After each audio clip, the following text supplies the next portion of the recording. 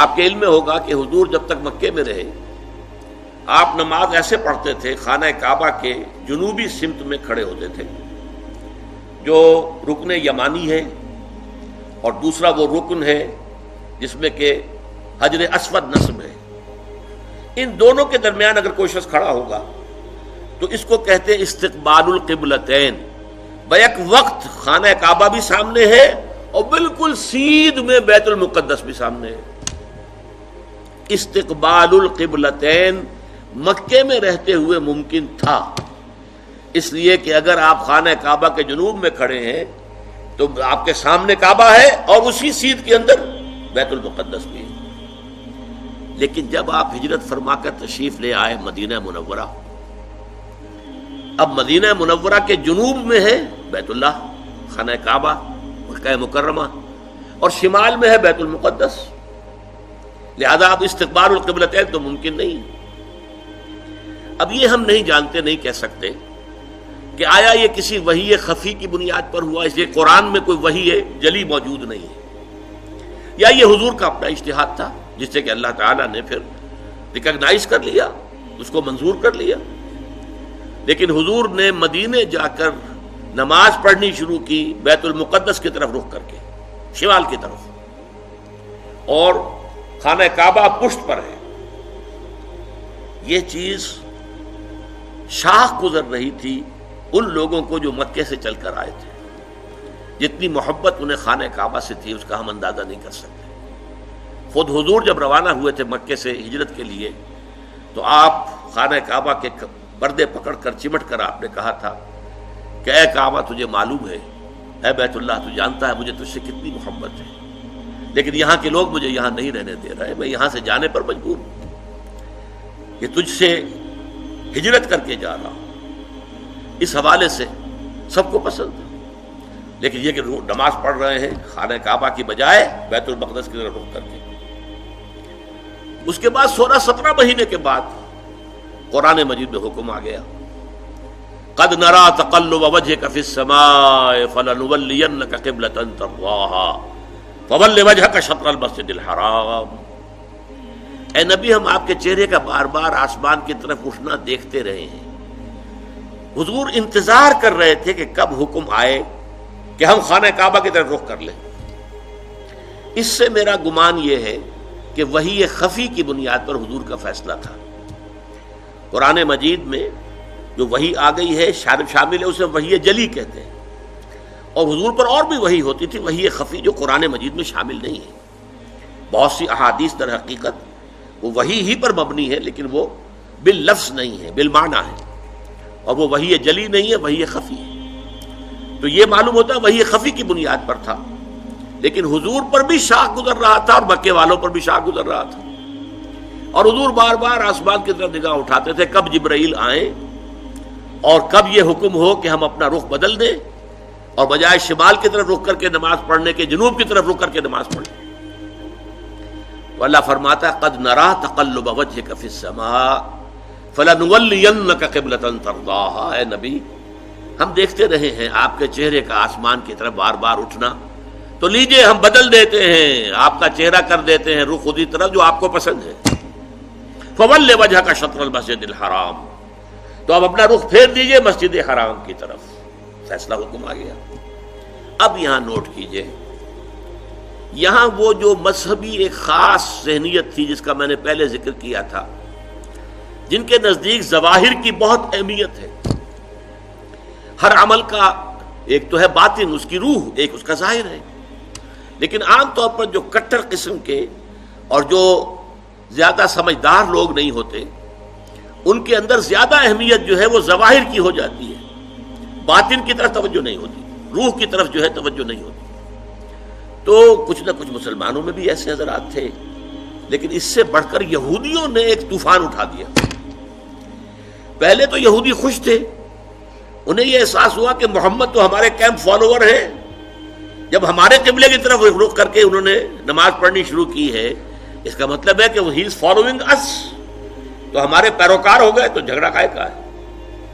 لیکن اب جب آ گیا یہ کہ اپنا رخ بدل دیجئے، اب پیٹھ ہو گئی بیت المقدس کی طرف اور رخ ہو گیا خانہ کعبہ کی طرف، تو ان کے کان کھڑے ہوئے کہ یہ تو کوئی مسئلہ جو ہے کچھ اور ہے، ایک نئی امت کی تشکیل ہو رہی ہے اور ایک نئی بالکل شریعت آ رہی ہے، نئی امت جو ہے وہ وجود میں آ رہی ہے۔ انہوں نے اس کو ایک مسئلہ بنا لیا، پروپیگنڈے کا طوفان کھڑا کر دیا۔ یہ کیسے نبی ہیں جن کا قبلہ ہی معین نہیں ہے؟ 16 مہینے ادھر رخ کر کے نماز پڑھی، اگر ادھر کا قبلہ تھا تو وہ غلط تھا، تو 16 مہینے کی نمازیں زیرو ہو گئی، اور اگر وہی صحیح قبلہ تھا تو اب جو نمازیں پڑھ رہے ہیں وہ زیرو ہو گئی۔ قبلہ تو اپنی جگہ سے نہیں ہل سکتا، قبلہ تو ایک ہی ہوتا ہے، ان کا قبلہ ہی معین نہیں ہے۔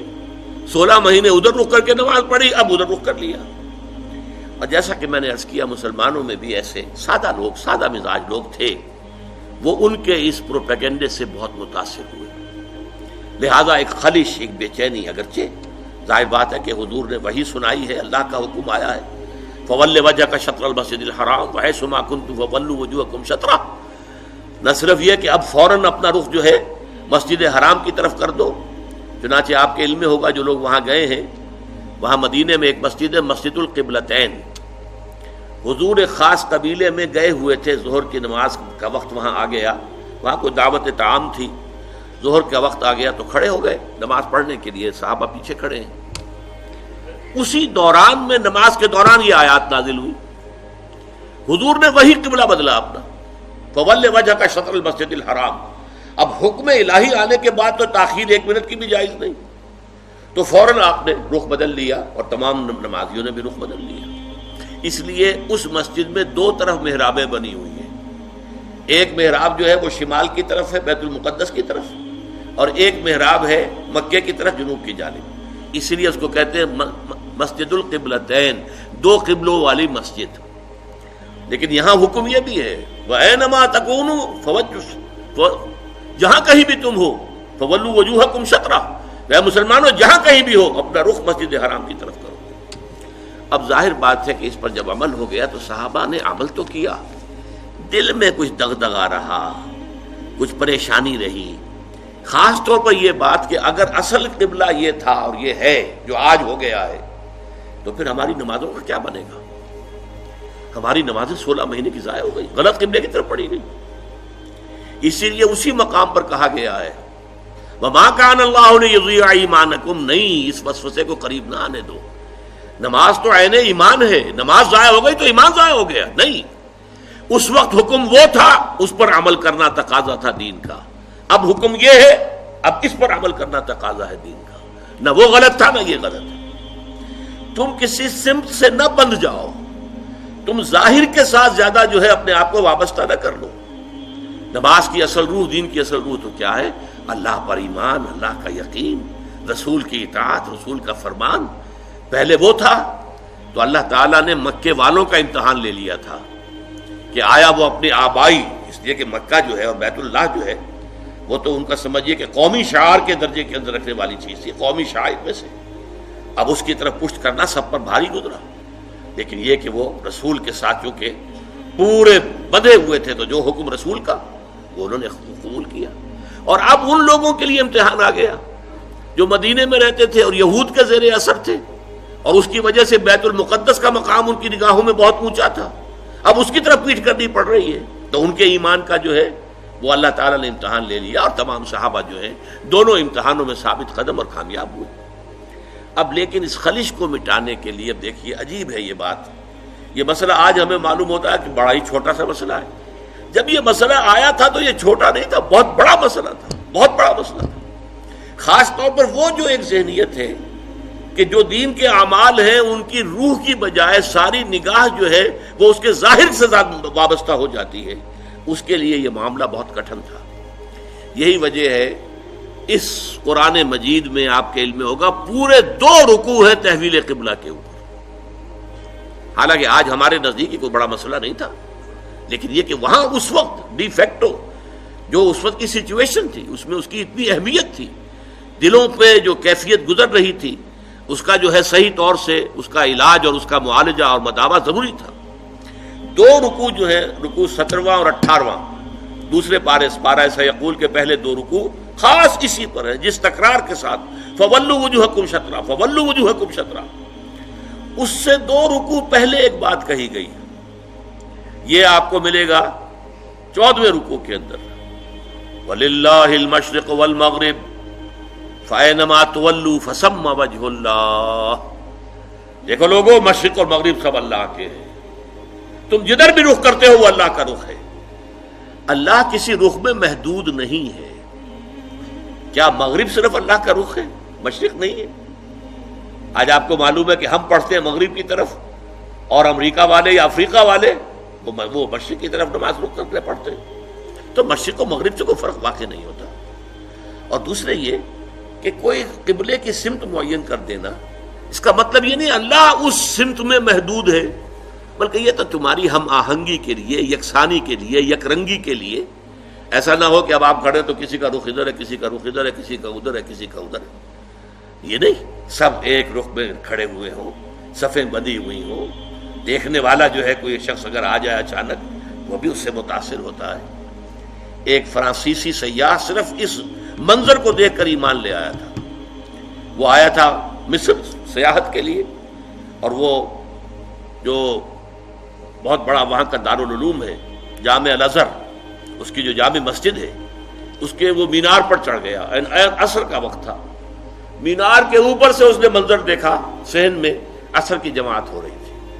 اب ایک امام کے پیچھے کھڑے ہیں، سیدھی سیدھی صفیں بندھی ہوئی ہیں، ایک امام کا کوشن ہے اور وہ جھک رہے ہیں، اور اسی طرح سے کوشن آئی ہے، وہ کھڑے ہو گئے ہیں۔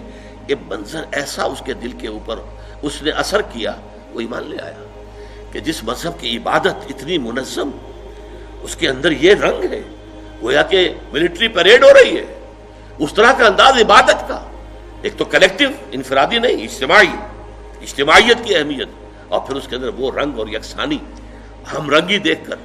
تو اس طریقے سے تمہارے اندر یک رنگی پیدا کرنے کے لیے ایک رخ معین کر دیا۔ اس کا یہ مطلب نہیں اللہ اسی رخ میں ہے۔ للہ المشرق والمغرب، مشرق و مغرب سب اللہ کے لیے ہے۔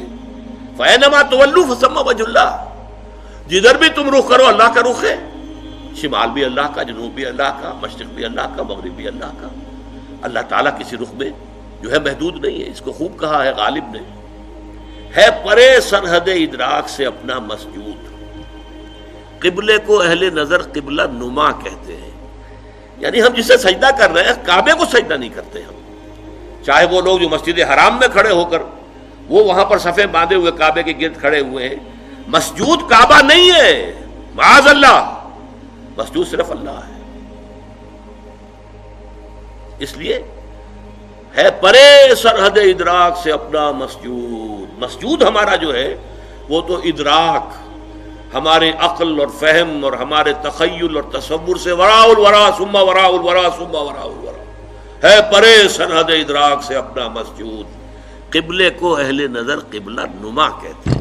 یہ قبلہ نما ہے، اصل میں یہ ڈائریکشن ہے جو معین کر دی گئی، بس یہ ہے، اس سے زیادہ اس کی اہمیت نہ سمجھو۔